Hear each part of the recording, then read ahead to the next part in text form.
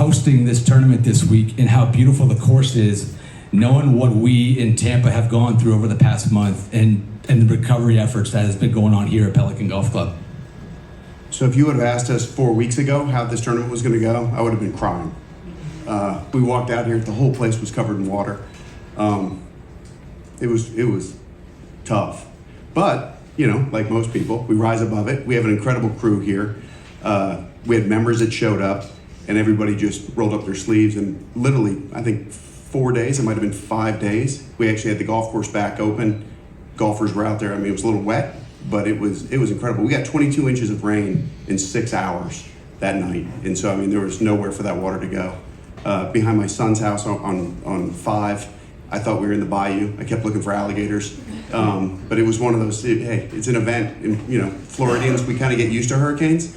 You know, I hate to say it, but you always cheer if it's going to go south of you or it's going to go far enough north. This one, we were told we were going to get it, and we did. But, you know, the golf course survived. I actually think it looks better today than it did right before the rainstorm. So we're excited to have it here. We're excited everybody's here. Annika sent me a text. I remember, I think on Thursday, it hit Wednesday, sent me a text. First, she checked on the family, which I give her credit for. And then quickly, how's the course? And with that, once we got through those few days, it was looking ahead to this tournament. So the original question, if we didn't have the storms here, how excited are you for year 2 of this event? And it's technically year 5 of yours and your dad's dream to host an LPGA Tour event here at Pelican Golf Club. So extremely excited. So I mean, we were looking, actually last night at dinner, we were talking about it. We looked back, you know, we kicked it off on a COVID year, so it was kind of odd. Then I think we've had a tropical storm. We got hit with a hurricane a week before. Obviously this one we got hit with a hurricane 4 weeks before. But I mean, it's exciting. I mean, the town needed it as well, I will say, because this town got beat up, and it's a small town, so it didn't get a lot of press, but a lot of homes were destroyed. And the people got excited. I mean, once you start seeing the banners go up on the light posts and you start seeing the traffic directional signs and things, people really got excited. You know, there were I ran into a bunch of people in the town earlier today at the luncheon. They were excited to be there. It just kind of, this energy's here. And the energy it kind of raised its level last year when we named it after Annika and Annika joined.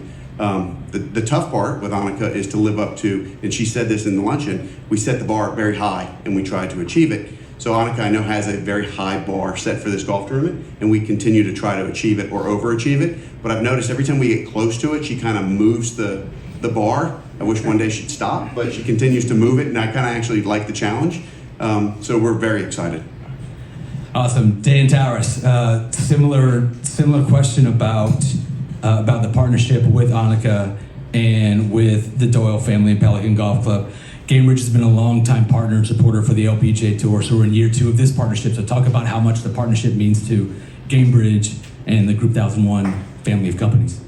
Yeah, I mean, this partnership means so much to us. Our investments in women's sports.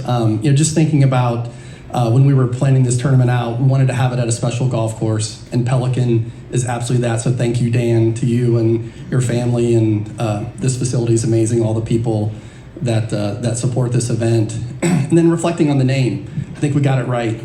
The Annika, driven by Gainbridge. We love the fact that we're associated with the namesake tournament. On the LPGA, to be with World Golf Hall of Famer, all that Annika has done, what the foundation stands for, all the investments in young girls and women in golf. So we couldn't be more proud to be associated with her, with the Doyle family, with this golf course, and very excited for year 2. You mentioned about investing in the future of women's golf and women's sports. This is the kind of the kickoff of 2 weeks of Gainbridge celebrating women's sports with Parity Week by Gainbridge. So can you explain to the group here a little bit about Parity Week and what Gainbridge has been doing, not only this week, but for the past few months? Yeah, so Parity is an organization in our group that's all about closing the gender pay equality, gender pay gap between men's and women's sports. And so this week kicks off Parity Week. It starts with the Annika, and then it moves to the Belleaire King Cup, which is the World Cup of women's tennis, which will be in Malaga, Spain. And so again, it's an incredible time to have both these events so close together. Again, kicked off by the Annika, And so a lot of events around that as well.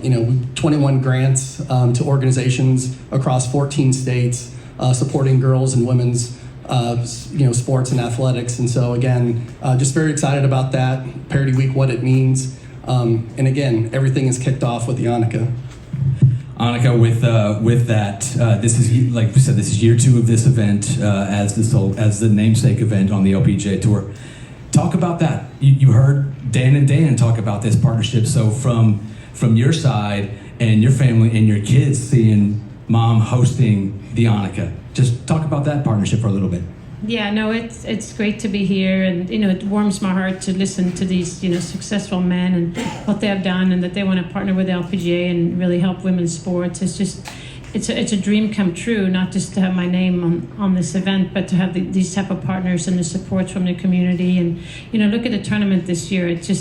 When we sat here 2 years ago, we were talking about what's coming, and then last year it was executed, and then I was thinking, what are we going to do next? It was such a good week. What do we do? How do we improve? And I really feel like we're already off and running this week with some great storylines and great additions to the event. And obviously with Caitlin sitting here, and we have Brittany over here. There's so many stories, so much to tell, and to get it out there. And I don't know, it just warms my heart. It's so nice to be here. I like to say this is the best LPGA tournament, at least my best one, right? And it can't be at a better place than we're here. And it's amazing that we're sitting here and the tournament's going to take place, considering what happened just a month ago. But no, it's fabulous to be here, and everybody's coming together. And from my side, whether it's the foundation and different partners that I have, and your partners, your family, and the same thing with Gainbridge, what they do is amazing. So I feel like really it's a winning recipe. Okay, we'll open up for questions in the room. Emily and we got questions? Go for it. To Dan Towriss, I'm curious, you signed Caitlin before she was even a member of the Fever.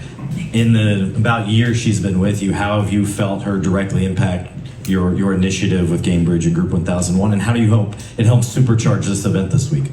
Yeah, it's had an impact on so many levels. One, from the business standpoint.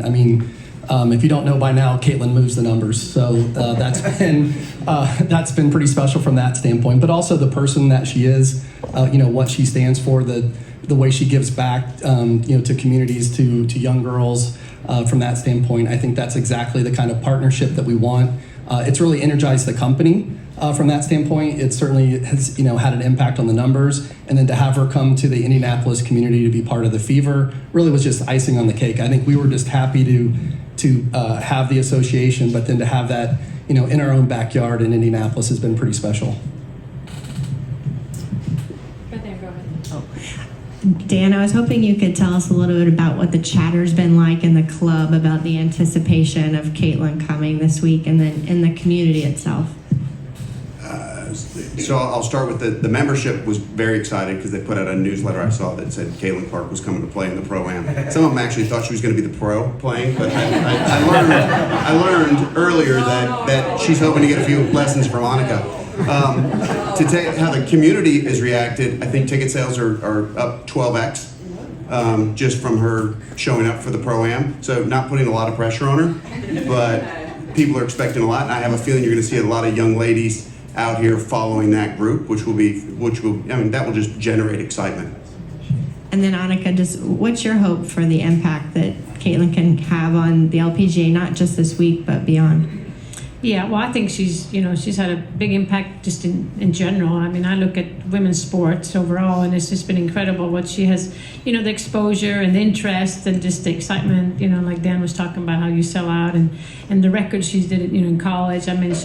She's a role model and she's an inspiration. So for her to be here and how it would affect golf, we'll see, but we're probably going to see people we wouldn't see otherwise that come out here. And it's the effect that she has. I'm thinking young girls might say, well, maybe I don't play basketball, I play golf, because this is like another thing. They look up to her. Whatever she does, they want to do. So, but I'm just excited that she's here and bringing a little more exposure to this event. And we spoke a little earlier, and I think we all of the golfers, we have a lot in common. We're very competitive, and so is she. And I think there's going to be some friendships made with her and the golfers. So I think it's a good thing.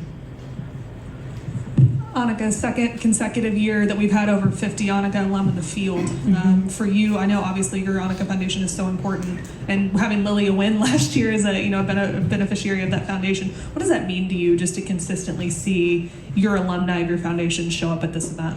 Well, it's so awesome in so many different ways. I mean, it's, when you start an initiative and then you see how it's coming together, and then you see, all the players playing so well, and to have 54 here, and I don't know, it's just come to full circle with everything we do. Our initiative starts at 6-year-old, and then we have a teenage event, which is going to Annika Invitational, then a college event, and then we have a development program, and now we have pros playing here. So it's coming to full circle. And Louise Rydqvist, who is an invite, she's here for the second year.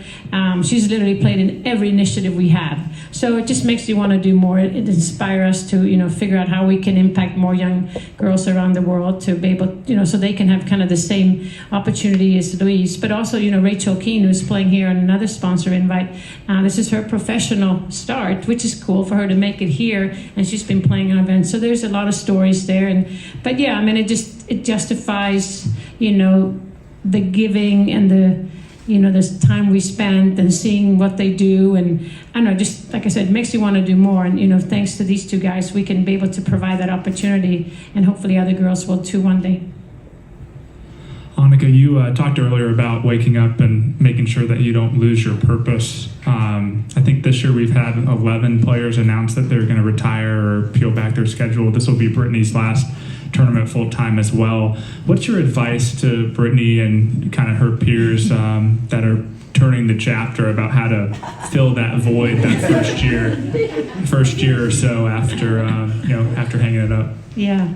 Well, I mean, and first of all, I've known Brittany for quite some time, and she's had a wonderful career, and now she has a wonderful family. I mean, a husband and 2 young girls, and I think you start to see, your priorities change in your life, what's more important. But I have no doubt that she's going to go on and do some other things. She has a great charity tournament, and other interests will come up. And I talk to a lot of the young ladies out here that, looking at the next chapter. I think we all feel like when we're female athletes, like, this is probably the only thing I can do. But once you start to adventure out, start looking at the things, you realize that golf really teaches you a lot about things in life, and you can use those skills into other things. So I have no doubt that Brittany's going to be busy, hopefully get to spend some time with her family, which I'm sure priority number one. But golf is a great sport that way, that we can still have your foot in the game doing different things. I mean, I stepped away, and in 2008, I think I'm busier now than ever. I was supposed to retire, but I haven't really figured that myself. So I might have to ask somebody who's retired, what does it really mean? But I'm really happy what I do, and it's nice to be able to get back. Mike Brodsky, Florida National News. Annika, can you talk a little bit about the evolution of women's sports, some of the changes and improvements that you've seen in terms of golf and other sports from the start of your career through the present? Yeah, no, it's been going straight up. I think it's fantastic. Not just, the venues that the players, on the LPGA, but the purses, the exposure, the sponsorships. I mean, we're moving in the right direction. I wouldn't say that we're going to sit and just relax now, but the momentum is on our side, and great athletes. I mean, right now, Nelly Korda, with the start that she had this season, is really, giving the LPGA some more interest, and superstars like Caitlin is giving interest. I mean, I think all those together, people are opening up their eyes and say, we want to be part of women's sports. They have a lot to offer. They're very, approachable, and our price tag is still a little cheaper than, the men's sports. So why not get in early and be there and set the pace and kind of form it the way you want it to be? We also have, in addition to Caitlin being here, which is amazing, we have 2 IndyCar champions that are here tomorrow in Colton Herta and Marcus Ericsson. Colton used to live here in Belleaire. Talk a little bit about kind of just that, not only with the crossover in sports with golf and WNBA, which we're seeing this week, but you got golf, basketball, and IndyCar, and how golf is kind of connecting all of that together. Well, really, golf was the start of all of it. Going back to the very beginning, the first LPGA tournament we sponsored was at Brickyard Crossing, which was at the Indianapolis Motor Speedway, which really was the foray into racing, to begin with. So to some degree, it's bringing it full circle. But now we're making the racers come, to the golf course. When I first sponsored a race car, I didn't really know much about it. I remember telling Larry Foyt, just make sure that car is on the golf course in August when all the fans walk through the gates. We've grown a little bit since then. in the world of motorsports. But really happy to have Colton Herta and Marcus Erickson here, and really just and with Caitlin as well. I think having all these the athletes that have associations with Gainbridge here with Annika to support her event, and just to really show that it really is one big team. And kind of like Annika said in the ad for Caitlin, greatness knows greatness, and it's really great to have all these Gainbridge athletes here together. And to close, you have a special announcement you'd like to make. Absolutely. So we talked about Parity Week and the